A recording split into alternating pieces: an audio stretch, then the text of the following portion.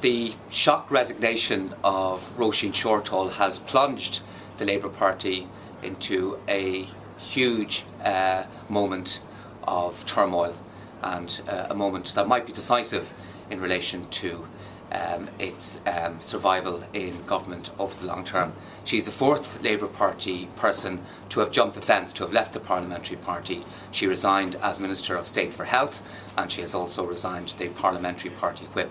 But in comparison to the other three, which were all slightly damaging at the time, but the party moved on from them, her departure has caused ructions within the party.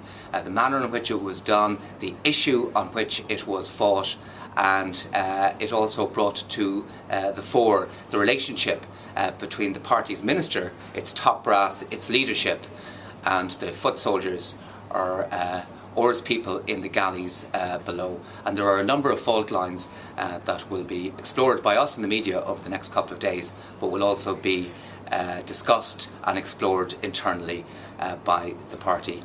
The background is well known: her row with James Riley over primary care centres, her charge that there was a lack of transparency in the process.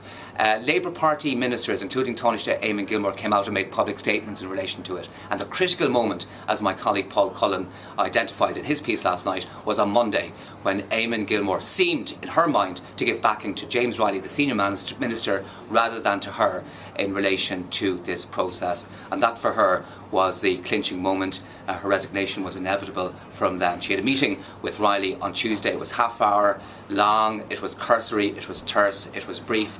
She had already made up her mind. The manner of her departure yesterday was very telling. She told the Taoiseach she was resigning, and then she informed her party leader, who was in New York, by email. And that showed the chilling effect that this whole episode has had on their relationship. And her statement, short in itself, when it was parsed, showed that she had lost faith that her own party leadership supported her. So we're looking at two potential rifts here, two potential fault lines.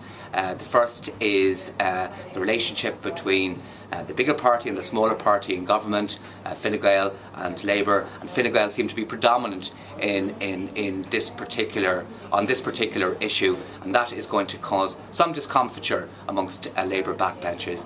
The second split is this perception that she has, and some of her colleagues share, that there is a growing distance between the party leadership and its backbenchers, that they're singing along to the Fine Gael tune, and they are oblivious or not as attentive as they should be to the concerns of the backbenches, and particularly in relation to core Labour Party policy. And primary care was seen as one of those, and to a certain extent the party seems to be moving away, if not deserting itself from that policy.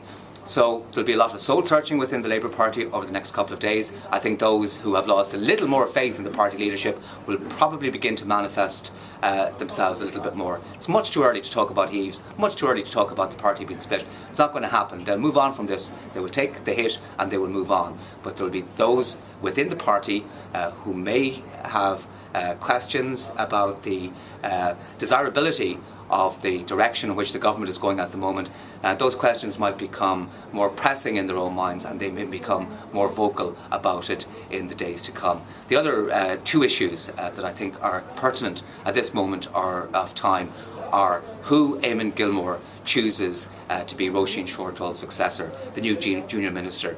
Will he go for an uber loyalist like Dominic Hannigan or Alex White, or take somebody who might cause a little bit of ruction and a little bit of discomfort within the junior ministerial ranks? That choice will be important. There is also a gender issue at stake there as well that will have to be brought into consideration. And the other one is a Fine Gael issue. It's James Riley and his relationship and the way that he gets on or doesn't get on with people. Is this becoming a problem for Fine Gael? Is this becoming a problem for the government?